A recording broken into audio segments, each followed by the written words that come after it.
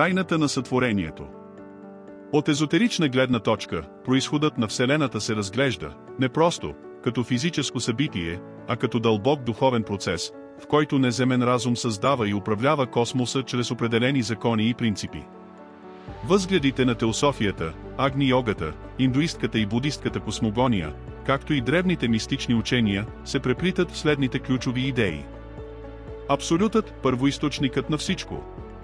Според езотеричните учения Вселената произлиза от едно върховно, безкрайно и вечно начало, абсолютът, често наричан парабраман в индуизма или неизразимото единство. Той не може да бъде познат напълно от човешкия ум, защото съществува извън времето, пространството и формата. Процесът на манифестация – сътворението. Сътворението не е еднократен акт, а цикличен процес, който се случва в различни мащаби, от Вселената до отделния човек.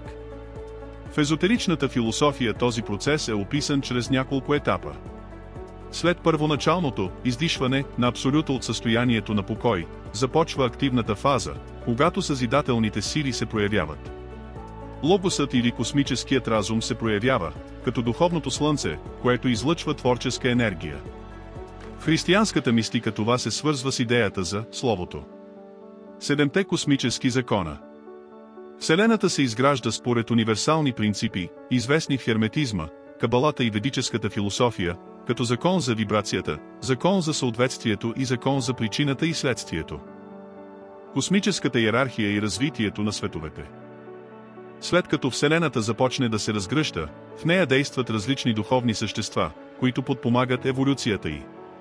Те включват творческото слово, висши космически интелекти, които оформят звездите и планетите. Съществата на светлината, те направляват еволюцията на човечеството и другите разумни същества. Според езотериката, човекът не е случайен продукт на материята, а духовна искра, част от висш разум, която преминава през цикли на въплъщение и израстване. Цикличността на Вселената – големият дъх. Езотеричните учения приемат, че Вселената не е създадена веднъж завинаги, а преминава през цикли на раждане, разширение, свиване и унищожение. В индуистката традиция това е описано като ден и нощ на Брахма. Денят на Брахма включва създаването на световете и животът, а нощта на Брахма е периодът на почивка и разтваряне, когато Вселената се прибира обратно в абсолюта. Всеки такъв цикъл продължава милиарди години, а ние живеем в един от тях. Сътворението от научна и духовна перспектива.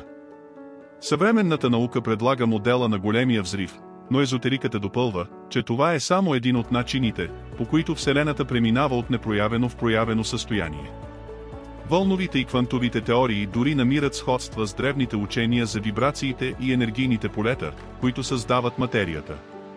От езотерична гледна точка Вселената е жив, духовен организъм, а не просто случайно възникнал космически механизъм.